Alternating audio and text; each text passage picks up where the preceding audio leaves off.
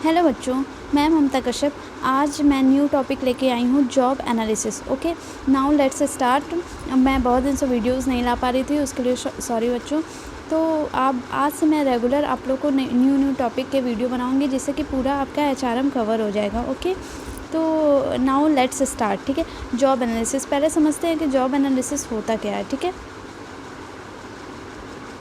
देखो, job analysis is the process of gathering, analysing information about content and the human requirements of job as well as the context in which job perform. देखो, job analysis को simple में समझते हैं, ये तो आपका written definition हो गया। ठीक है, तो जॉब एनालिसिस होता क्या है पहले ये समझते हैं। देखो, एक पर्टिकुलर जॉब को करने के लिए जॉब एनालिसिस इसलिए करते हैं कि किसी पर्टिकुलर जॉब को करने के लिए क्या वो कोई एम्प्लॉय है तो उसकी क्या क्वालिफ़िकेशन, उसकी क्वालिटीज़, उसकी स्किल्स उस जॉब को मैच कर रही हैं कि नहीं। ठीक है, जैसे कि आपका मार्केटिंग का जॉब है, सेल्स का जॉब है, फिनेंस का जॉब है, HR का जॉब है। ठीक है, तो ऐसा मतलब मान लीजिए आप सपोज़ मार्केटिंग का जॉब है। ठीक है, तो मार्केटिंग के एम्प्लॉय जॉब एनालिसिस इसलिए करते हैं कि जो एम्प्लॉय है उसकी मतलब उसकी क्वालिफ़िकेशन, उसकी क्वालिटीज़ क्या मार्केटिंग से रिलेटेड है। मतलब कहीं ऐसा तो नहीं वो फिनेंस डिपार्टमेंट का है,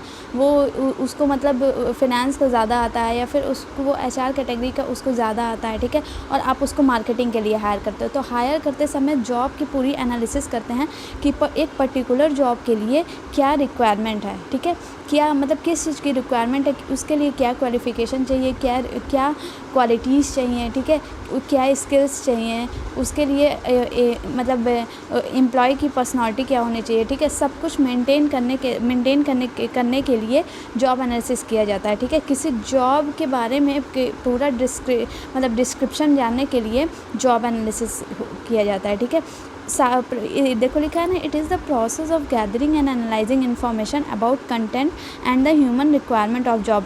पर्टिकुलर जॉब के लिए जो भी रिक्वायरमेंट्स हैं उसके डेटा को गैदर करना। ठीक है, एंड उसके डेटा को गैदर करना, इंफॉर्मेशन एनालिसिस करने को जॉब एनालिसिस कहते हैं। ओके, तो ये 2 टाइप्स के मतलब जॉब एनालिसिस कैसे करते हैं। जॉब डिस्क्रिप्शन, इसमें जॉब डिस्क्रिप्शन होता है, जॉब स्पेसिफिकेशन होता है। ठीक है, 2 तरह से मतलब जॉब एनालिसिस करते हैं। जॉब डिस्क्रिप्शन में क्या होता है, पहले जॉब डिस्क्रिप्शन में task and responsibility tag to the job. Job description में ये देखते हैं कि क्या क्या टास्क अपॉइंटेड है। ठीक है, क्या क्या मतलब क्वालिफ़िकेशन होनी चाहिए, जॉब की टाइटल क्या है। ठीक है, फिर जॉब मतलब जॉब की क्या वो रिक्वायरमेंट है, जॉब की टाइमिंग क्या है। ठीक है, इसमें अबाउट जॉब दिया रहता है। ठीक है, मतलब जॉब का जो डिस्क्रिप्शन है वो दिया रहता है ना, रोल्स एंड रिस्पॉन्सिबिलिटी। आप किसी जॉब के लिए अप्लाई करते हो तो उसमें रूल्स एंड रिस्पॉन्सिबिलिटीज़ दी रहती है ना, तो वही जॉब डिस्क्रिप्शन है। ठीक है, और जॉब स्पेसिफिकेशन में क्या होता है, capabilities of job holder should be possessed. ठीक है, उस पर्टिकुलर एम्प्लॉय को जिसको हायर करना है, ठीक है, उसकी क्वालिफ़िकेशन क्या चाहिए,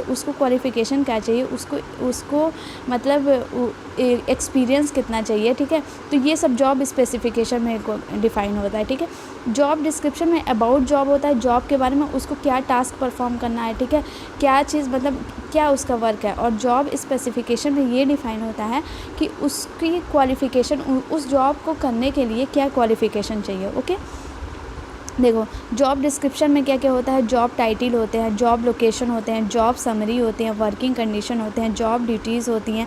ठीक है, मशीन्स क्या होंगे, हजार्ड्स कंडीशन क्या होंगे। ओके, तो जॉब डिस्क्रिप्शन में क्या होता है, इसमें टाइटल देखो अबाउट जॉब डिस्क्रिप्शन में सारा जितना भी जॉब के बारे में, उस पर्टिकुलर जॉब के बारे में जो भी जो भी डाटा है वो सारे जॉब डिस्क्रिप्शन में डिफ़ाइन किए जाते हैं। जैसे जॉब की टाइटल क्या है, जैसे कि आपको मान लो HR रिक्रूट करना है। ठीक है, सेल्स मैनेजर रिक्रूट करना है, तो ये जॉब टाइटल हो गया। ठीक है, जॉब की लोकेशन क्या होनी चाहिए, जॉब का डिटेल क्या है, मतलब क्या क्या परफॉर्मेंस परफॉर्म करना है उस जॉब में। ठीक है, उसकी वर्किंग कंडीशन क्या होनी चाहिए, उसकी ड्यूटीज़ क्या है उस जॉब के लिए, उसमें क्या मशीनरी यूज़ होगी, ठीक है। हज़ार्ड्स कंडीशन क्या होने चाहिए, मतलब क्या क्या आपको प्रोटेक्शन चाहिए उसके लिए। जैसे मान लो कहीं आप कहीं मिल्स में काम कर रहे हो, ठीक है, तो वहाँ पर जो भी मतलब डिस्पोज़ल प्रोसेस है वो प्रॉपर हो रहा है कि नहीं, कहीं ऐसा तो नहीं कि वो सोसाइटी के लिए हार्मफुल है। तो ये सब हज़ार्ड्स कंडीशन को भी ध्यान में रख के किया जाता है, ठीक है। और जॉब स्पेसिफिकेशन में क्या डिफ़ाइन होता है, उसमें क्या मतलब उस पर्टिकुलर जॉब के लिए क्या रिक्वायरमेंट्स है, ठीक है, क्या क्वालिफ़िकेशन रिक्वायरमेंट है, उसमें क्या एक्सपीरियंस चाहिए, ट्रेनिंग, उसके लिए ट्रेनिंग की क्या रिक्वायरमेंट है, स्किल्स, क्या स्किल्स चाहिए, responsibilities, emotional ability, health, values and मतलब उस पर्टिकुलर बंदे की जो पर्सनल क्वालिटीज़ हैं, इस पर्सनल क्वालिटीज़ क्या चाहिए वो जॉब स्पेसिफिकेशन में डिफ़ाइन होता है, ठीक है। मतलब qualification, experience, training, skill, responsibility, ये सब चीज़ जॉब स्पेसिफिकेशन में डालें, ठीक है। एक सिंपल वे में समझो, जॉब डिस्क्रिप्शन में अबाउट जॉब होता है, ठीक है। जॉब स्पेसिफिकेशन में आपको क्या मतलब उसकी क्या रिक्वायरमेंट है, क्या मतलब क्वालिफ़िकेशन रिक्वायरमेंट है, एक मतलब उस बंदे के पर्सनल क्वालिटीज़ के बारे में वो मतलब जॉब स्पेसिफिकेशन में डिफ़ाइन होता है, ठीक है। ओके बच्चों, तो नेक्स्ट क्लास में मैं प्रोसेस आप लोग को बता दूँगी और फिर उसके बाद और भी मैं क्लास लाऊँगी। आप प्रीवियस क्लासेस देख लीजिए, ठीक है। मैं धीरे धीरे सारे HRM कवर कर दूँगी और ये आप लोग को हेल्पफुल होंगे। जो MBA के स्टूडेंट हो उन्हें भी हेल्पफुल होंगे और जो UGC नेट वगैरह HR की प्रिपरेशन कर रहे हैं उनके लिए भी हेल्पफुल होंगे, ठीक है। मैं सारे पहले पूरा सिलेबस कवर करवाऊँगी, उसके बाद फिर मैं क्विज़ेज़ आप लोग को धीरे धीरे करवाऊँगी, जिससे कि जो आपका कंपटीशन लेवल है वो तैयार हो सके, ठीक है। तो बस इतना ही था आज के लिए। ओके बच्चों, थैंक यू, बाय बाय।